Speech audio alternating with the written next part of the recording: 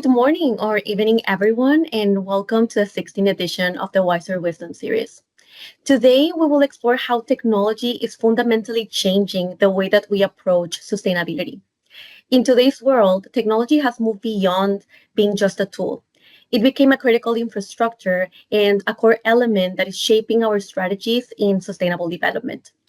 The integration of digital solutions, data, and ethical considerations is opening new ways to solve some of the most complex challenges we're facing today.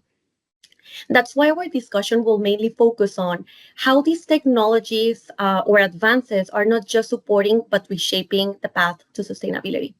Whether it consists on redefining leadership in underserved communities, upskilling vulnerable groups, or bridging social gaps, as well as using AI to create resilient cities, our speakers will share their insights into the transformative initiatives each of them is leading. I'm so excited about that. I'm pleased to introduce you to our esteemed panel of experts. First, we have Lady Mariam Jam, founder of I Am the Code. We have Natasha Whitley with us, director of the Solar Sister Impact Hub. Jay Sadiq, founder and CEO of FortiGuard and head of advisory board at the Mohammed bin Zayed University of AI. And engineer Sara Al-Hanai, ION's project manager at the Federal Authority for Nuclear Regulation. Let's start and kick things off by setting the stage of our panel.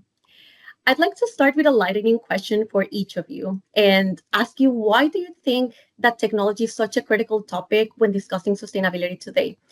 Let's start with you, Lady Mariam Jam. Thank you. Thank you so much for having me. I mean, sustainability, especially in French, it's called pérenne, c'est pérenne, it's something that will last long. And I think for us, from our context, the way we use sustainability is to train young women and girls across the globe. And we know that technology has no gender, no age, no class.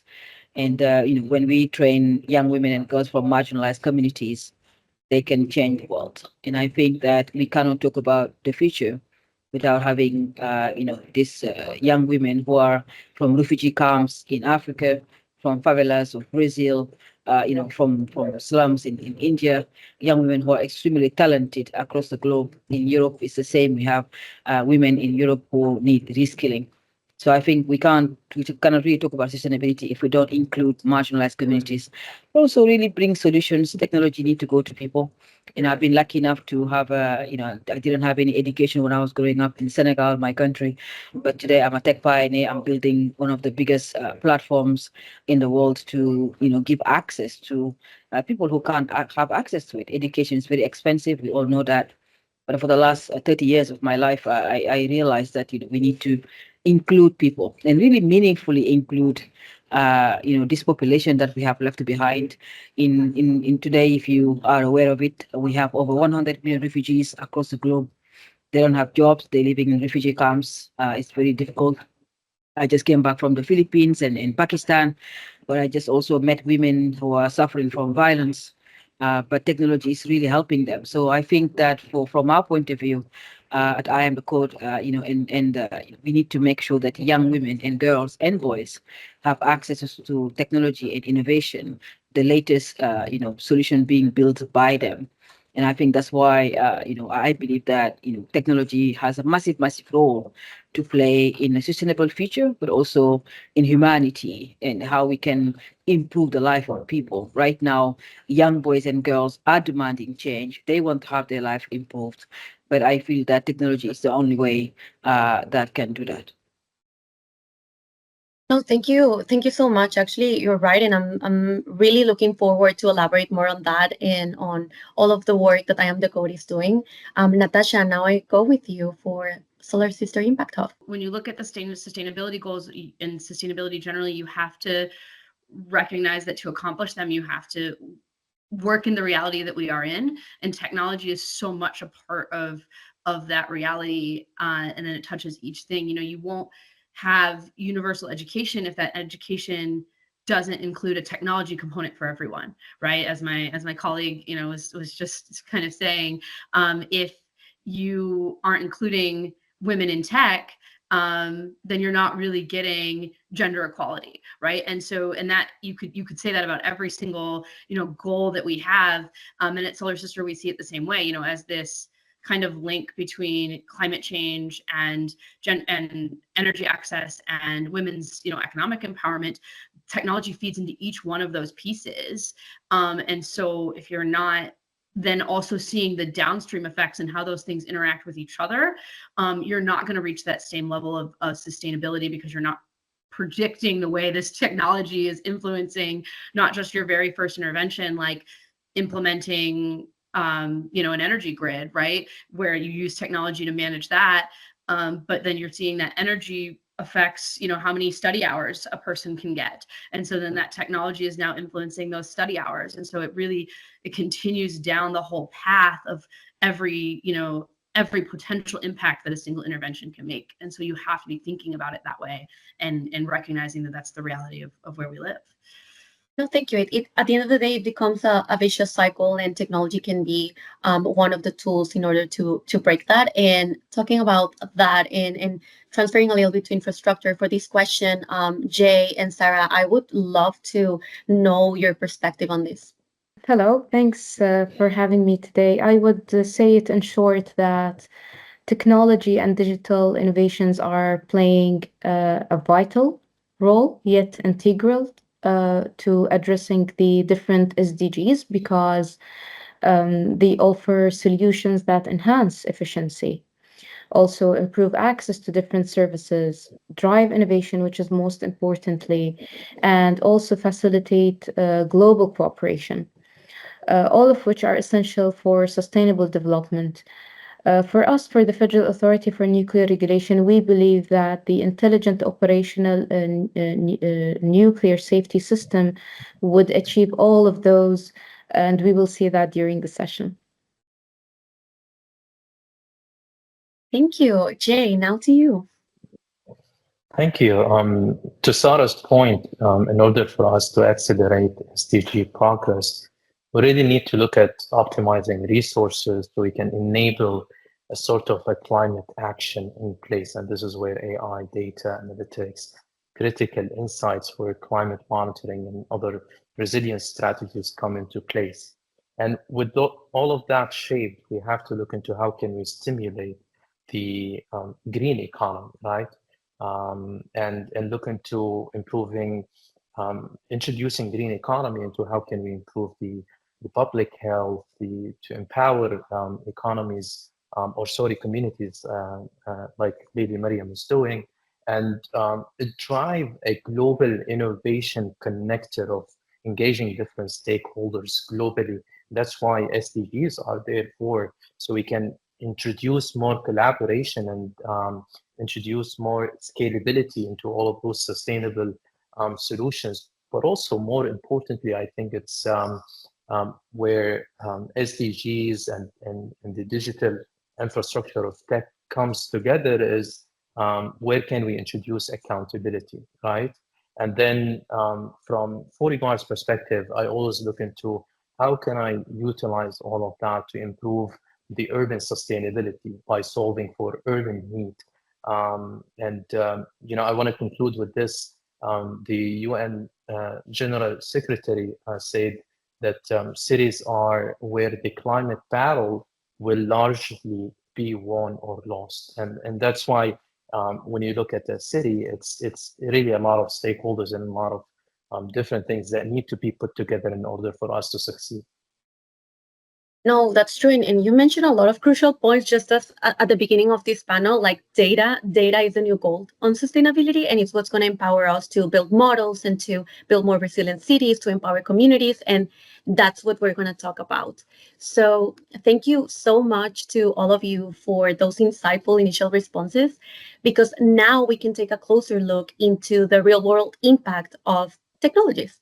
So Lady Mariam Jam, you founded I Am the Code, which is quite inspiring and transformative, honestly.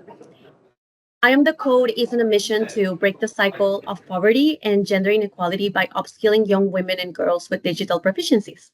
This isn't just about numbers. We know that it is reaching 1 million girls. It's about building the next generation of women who are equipped to be future leaders and innovators. So, could you share with us how this initiative fosters a generation of future women leaders, particularly in marginalized communities?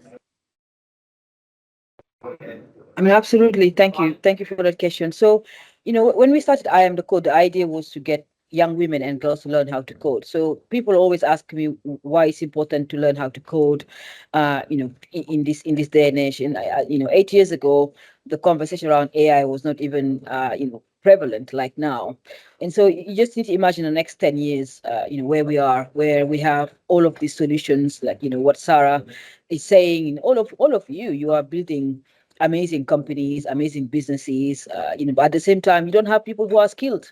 They lack skills. And so, and I embark in a mission to really teach girls fundamentals of coding, but also really giving them life skills and soft skills. And if you think about young women and girls who are really the population who are left behind, although they have education now, for the last 20, 25 years, we've seen women occupying, wonderful position around the world. But when it comes to tech and science, we have, especially in Africa and in the Middle East and in Asia, we have women who lack confidence in progressing, in their technology and in their science and computer science, for example, having degrees. But at the same time, the market needs women and girls to occupy these positions. And so that's why I'm trying to build one of the biggest pipeline right now in the world, where we have young women and girls building, language models, for example, when it comes to AI, understanding what Python is, learning basic HTML, CSS, Java, at the same time having the character to lead companies, leadership, life skills and soft skills, having empathy and compassion and kindness, being strong enough to say no to position they don't like, being able to get jobs as well, earning money. We know that when a woman is economically empowered, she's powerful, she can change her communities.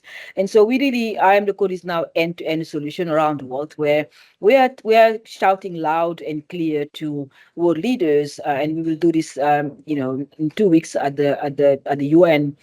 For the Summit of the Future, that even refugee girls need to be part of the brown girls, people who been left behind, need to be part of the conversation. So, to answer your question, we're just trying to make sure right now that women and girls are part of the global conversation, and I want to play a critical role in that, in building one of the biggest pipeline for young women and girls to participate into the AI revolution, but at the same time, reskill them so they can get jobs. And when they get jobs, skills equal money. We all know that when you have skills, you have money. If you don't have skills, it's very unlikely for you to get jobs. So I'm on a mission to teach 1 million women and girls how to code by 2030.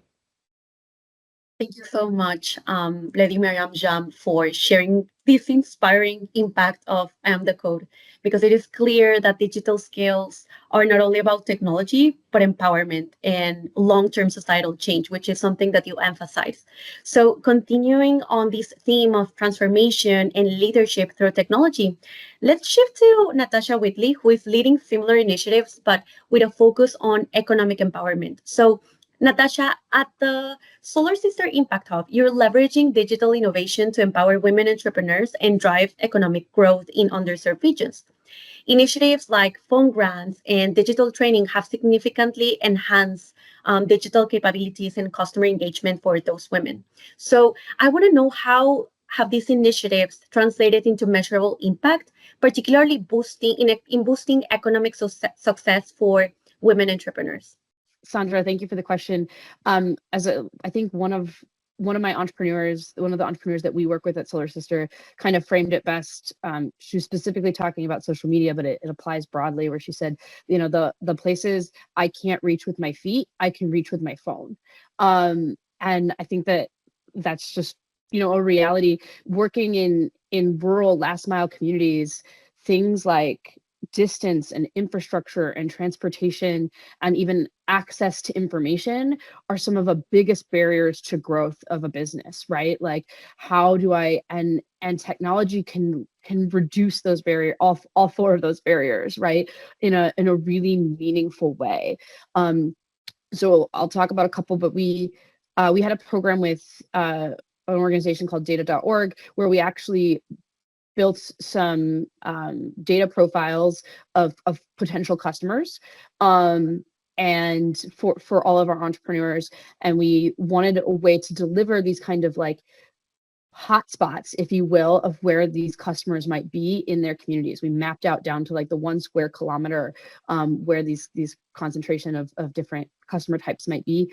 And we found that getting them that information was like a really tough challenge, right? This is their communities, their data, like they should own this more than the rest of us.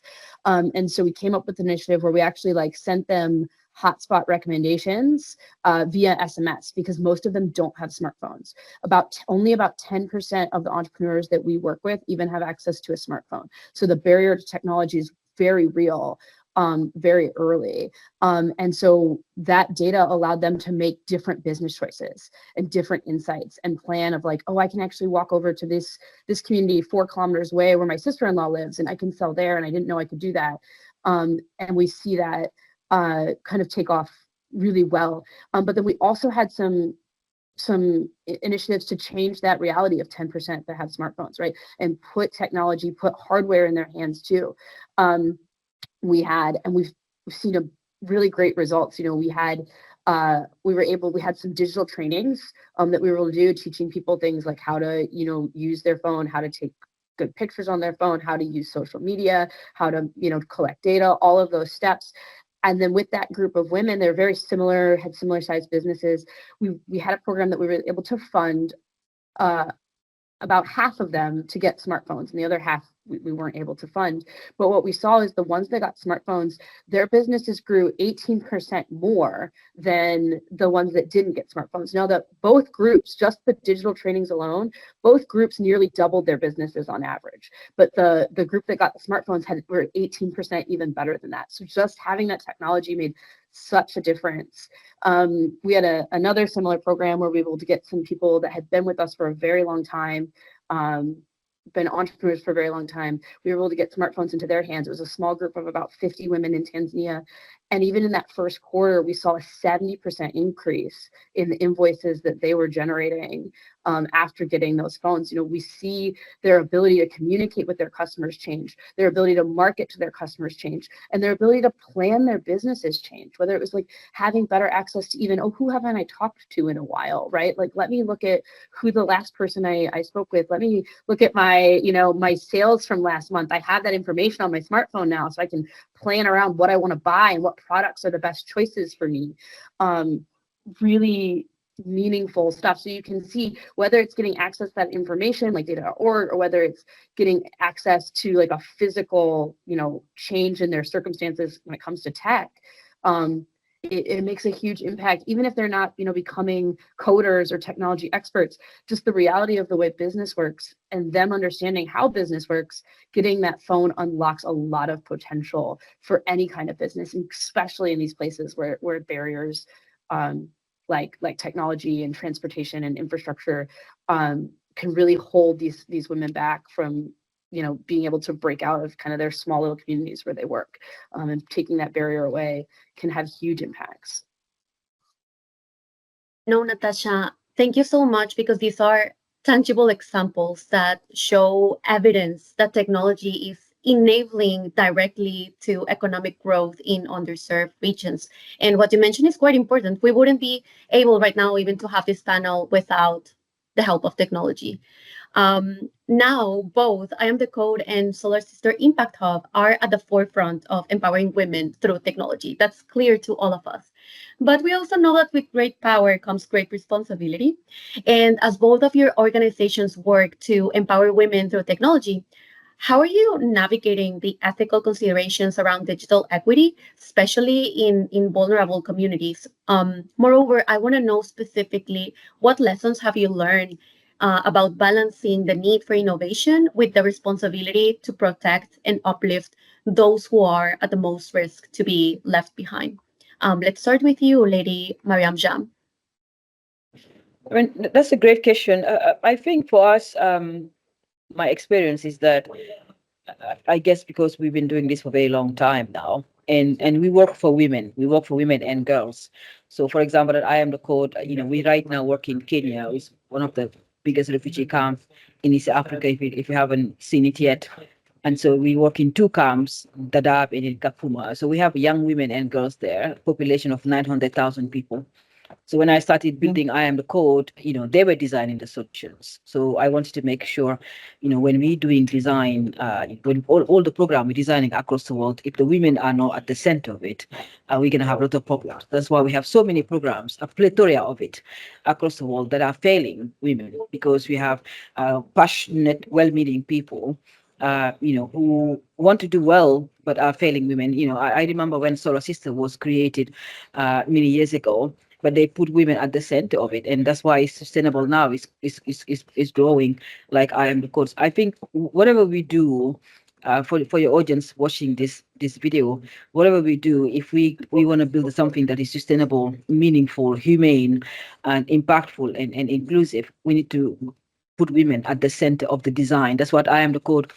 The courses we have, there are 60,000 courses that I built during COVID-19. I sat down, I didn't travel for 2 years, and I wanted to give a gift to the world, which was to build one of the biggest learning platform right now, where you can go and learn any skill you want for free. And one of the skill is design thinking, because women need to be part of the design thinking, not just assuming that people know what they want, but really being part of the design thinking. We have all many AI courses. So wherever you are now, from Jakarta to Senegal, you can sit down and learn how to code, but also design the solutions, become an entrepreneur, earn the skills of tomorrow. And I think practical solutions are needed right now for women economic empowerment, but also not talk about technology as a software or hardware. Also, what do we need to do to make sure that, when we're designing all these solutions that need to be sustainable, impactful, make money for women, change their lives, where are the women around it? So from my side, as a coder full stack developer sitting in the UK, to the young woman sitting in the refugee camp in Kenya, where she's benefiting from our platform, you can see the entire life cycle of sustainability, but also of impact. The world is missing on impact right now, and we can't build a future that is not impactful. And we have wasted a lot of time and money and energy in so many programs. And now I think moving forward, we need to make sure that we are building solutions that are useful, but also meaningful, impactful, that can give women and girls money around the world. No, thank you, Lady Mariam. I really am eager to hear as well Natasha's perspective on this. Yeah, thank you. I just want to shout out to Lady Mariam. I think that concept of design thinking, you use it so much in everything. So I think that's super brilliant to include that, and so useful to so many people looking for, to plan their own businesses or to go into employment. I think that's awesome. But just to say, I think from my perspective, I think the lesson that we've at Solar Sister have sort of learned is that you have to plan for both, like, what are and understand both what is like the immediate need and what is the long-term need when it comes to technology, and really meet people where they are, that kind of understanding of they need to be involved in the design. We found that, like I said, only 10% of our entrepreneurs have smartphones, but the idea to just get a smartphone to every single person in the world that needs it, that is a huge undertaking, right? It's a huge undertaking to say that the plan is we just got to get everybody smartphones, and it will take a long time. And if that was your only intervention, if we just get smartphones, by the time you got to those people, those last people, their smartphones, the gap would be so much larger, right? Like, technology moves so fast and the world moves so fast that you'd actually have people left even further behind by the time they got their smartphone than when you started the project. And so, yeah, like, long term, getting that technology into people's hands, but then at the same time, you have to have a plan for working with people where they are now. And if that means, coming up with delivering hotspots of data by SMS because feature phones are really high, then that's the plan you have to go with. And you have to be prepared to adapt that and move it away. So you're always addressing what people are telling you their immediate, kind of need is, and their immediate gap, while also knowing what the long-term solution is and working towards that. And so if you're not seeing both sides of that from your population, from women, of like, this is what I need immediately, and this is what is the long-term best option, and addressing for both of those, you're going to end up leaving people further behind. No, that's true. Like what you Both are mentioning your insights are incredibly important as we look to build a more inclusive future. So now pivoting towards the topic of resilient cities and climate action, I want to talk about the crucial role of technology in this context. So, Jay, I'm going to jump to you. So, your experience at Master City is particularly relevant here. AI has demonstrated its potential to transform urban environments, and you talk about data earlier. So, especially through initiatives like Temperature OS, which has reduced the risks of heat through data driven interventions. Building on this, can you tell us more specifically how has AI been a game changer in urban resilience and where do you see its role heading next in terms of transforming urban environments? Yeah, I think the best solutions today really come from the understanding of data.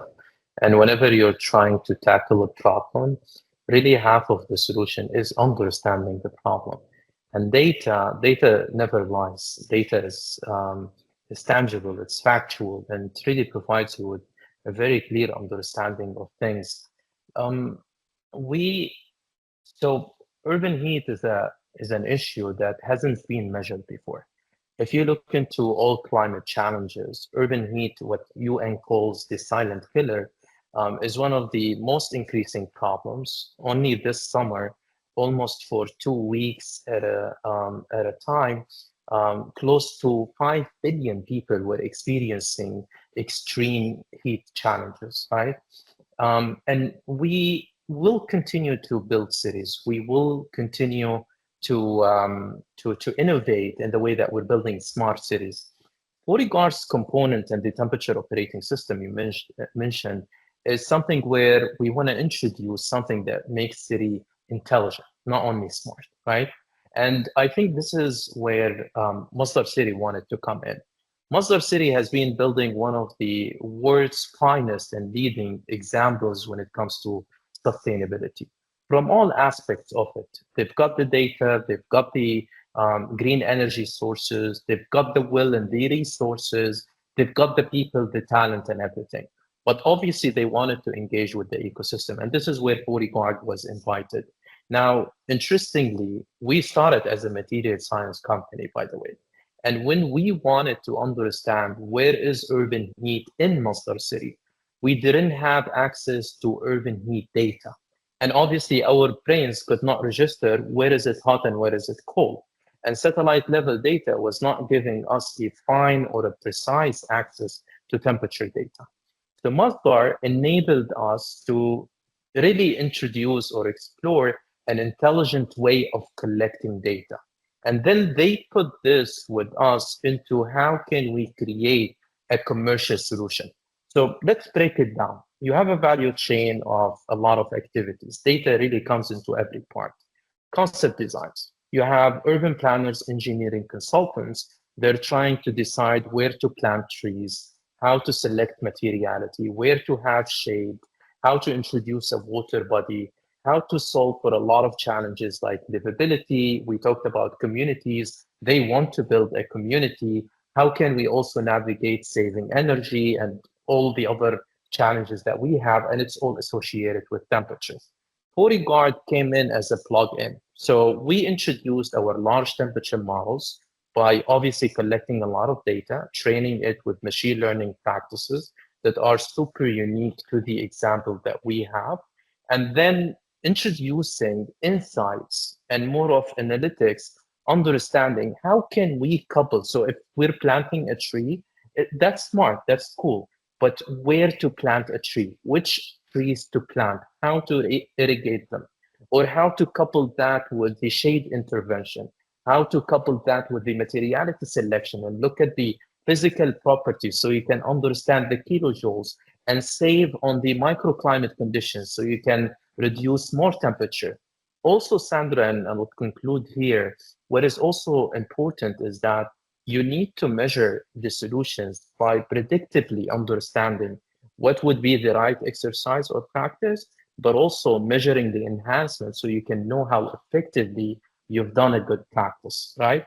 And this goes across everything. I think Sarah is going to talk about nuclear energy, but this really goes into every other sector of how can you influence or optimize for energy in many ways. And I think again, Masdar City was the enabler of how could we integrate urban heat data or machine learning, large temperature models into building much more intelligent cities, not only for Masdar today, but almost for the entire globe. I I love your insights because we go back like to the systems thinking and how we start having findings that create a broader impact when we think about all the criticalities and all the data. So it's quite amazing and for Very sure powerful. is setting an example at a world stage. So I'm really excited to know more later. But Jay, your observations are naturally leading us to the other topic that you mentioned. So, there's this critical area where technology is making an impact in the context of combating climate change as well. So, now that you talked about it, let's start discussing nuclear energy, which often faces public skepticism due to its perceived risks. Yet, it is crucial for a low carbon future, and all of these people in the conversation know it. So, Sarah, how is the Federal Authority for Nuclear Regulations IONS Transformational Project that you mentioned earlier using digital technologies to enhance nuclear safety and reliability? And more specifically, how are these innovations helping to mitigate risks, positioning nuclear energy as a safe and vital part of global sustainability? Thank you, Sandra, for your question. It is always controversial to talk about public perception when it comes to nuclear energy. I'm not going into that during today's session. However, implications of climate change present unique challenges to apparent risks to the operation and safety of nuclear power plants. So, for nuclear power plants, climate change factors, including rising global temperatures, extreme weather events, shifting precipitation patterns, and sea level rise, much importantly, can significantly affect both infrastructure and operations of nuclear power plants. Let me give you an example for that. Temperatures can strain the cooling systems essential for maintaining safe reactor temperatures. Another example, sea level rise poses a threat to coastal plants through potential flooding and increased salinity of cooling water sources for the power plants. These conditions are perceived as risks and requires necessary robust regulatory frameworks and adaptive measures to ensure continued safe operation of nuclear facilities among these evolving environmental stresses. Therefore, these apparent climate changes provisions to take urgent action to combat climate change and its impacts. And as a result, we, as the Federal Authority for Nuclear Regulation, have worked on a transformational project with the Prime Minister's office, and this project aims at enhancing the oversight of nuclear safety aimed at climate change effects through innovative technology. And let me briefly talk about our system, in short, known as IONS, which stands for Intelligent Operational Nuclear Safety. It aims at enhancing the oversight of nuclear safety under the impact of environmental changes, and all of which are driven by the Federal Authority for Nuclear Regulation vision to be globally recognized as leading regulator, particularly in responding to challenges posed by climate change, as well as the UAE strategy of 2031 by raising the readiness of all vital facilities to continue for the continuity of main business and services by 100%, as well as IONS also ensures the development of a visual system. It is basically a dashboard that relies on unique analytical power using remote sensing techniques and satellite images and maps. And this work was done in collaboration with Mohammed bin Rashid Space Center, where we have gathered all the satellite data and all the remote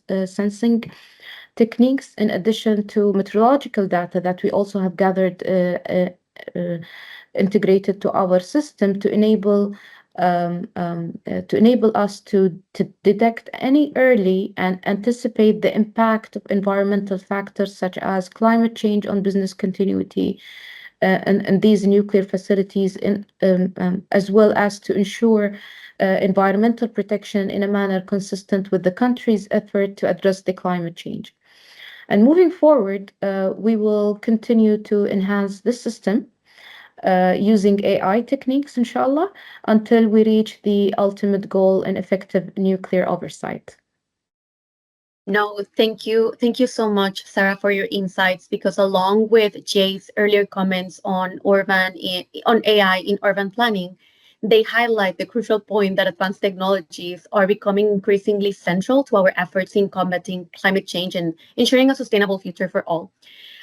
However, for all of us, like with any transformative solutions, these technological advances don't come without their own set of challenges. And with that in mind, I'd like to broaden our discussion to address these challenges head on. While both AI in urban planning and digital innovations in nuclear safety offer a great promise, they also come with significant challenges. So I want to know how you navigate these blockers in your work and what practical advice would you offer to others looking to implement several technologies in this fight against climate change?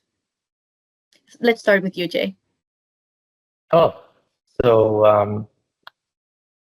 I would navigate this into 3 points. One is data, the other in terms of engagement and community, and the third in terms of availability. I think when it comes to AI and all of those challenges that you mentioned, you really need to get the right data.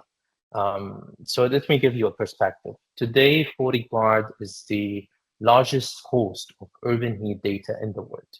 Almost every day, we ingest into our systems 15 billion GPS points. And with all of that data practice that is sometimes exclusive, we have to design and understand our data processing techniques and how we can utilize all of this data with the understanding of urban science so we can create the right algorithms, so we can build the right multimodalities when it comes to the application approach and how we can put this into the concept of commercial applications. And this takes me to the second point.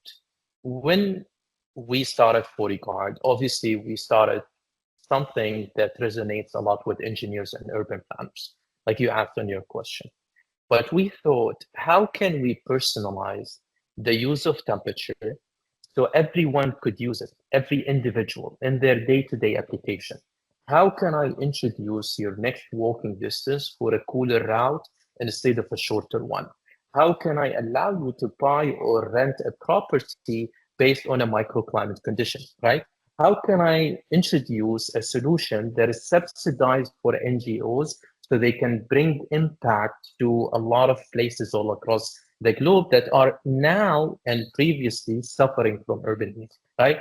So it's a matter of affordability, it's a matter of application, but it's also a matter of engagement. And the third point is when we started building FortyGuard, and by the way, thanks to Masdar City and a lot of those approaches, because they really helped us navigate how can we build an international commercial model or a business model. We wanted to understand how can we work with other enterprise companies, right? There are a lot of companies out there in the world. There's a lot of software solutions. There's a lot of activities. There are a lot of initiatives. How can we introduce temperature as an incentive so all those applications can do better and they can deliver to their space of users, to their space of enablers, to their space of policymakers and decision makers, right? And where can and how can we introduce FortyGuard to the banking sector, to the funding sector, to investors, to city managers, to all of those folks who can use the data to make better decisions for us. And we also wanted to give as well the word, but also especially those targeted audience, an understanding of how the world and our cities are going to look like into the future. Heat, if we don't do anything about it, is just going to increase. And it's going to increase to a level that it won't become livable for a lot of places all across the globe. And we can't just have an AC unit outdoors, right? So we have to do something that passively makes our cities cooler. So what are we gonna do? And that picture we're trying to paint it for everyone through any way possible, whether it's commercial or in an activity manner, so we can really drive impact. I mean, for us, as much as it's a commercial application that utilizes AI, it's still an application that needs to deliver the impact that we want to see in our world today. No, thank you. Thank you so much, Jay, because you mentioned a lot of interesting points, but a couple of takeaways that really stand out to me. So first one, the ethical considerations that we need to take into account when building these AI models, because at the end of the day, a model is just as successful as the data that you put in, and as well all the collaboration in order to make your solutions scalable and accessible for everyone. Um, Sarah, I would love to know your perspective on this question. Well, due to the sensitivity of the nuclear sector, I would summarize the challenges on 3 points. I would say complexity and the reliability of the nuclear systems and ensuring that digital innovations are reliable and safe is crucial. I would also add to that the nuclear safety is highly regulated, and any digital innovation must meet stringent safety and regulatory standards. And the third challenge, which is most important, I would say, cybersecurity risks and digital systems and nuclear safety can be vulnerable to cyber attacks, which could have severe consequences to the safety of the power plant itself, and it may also affect our job as regulators.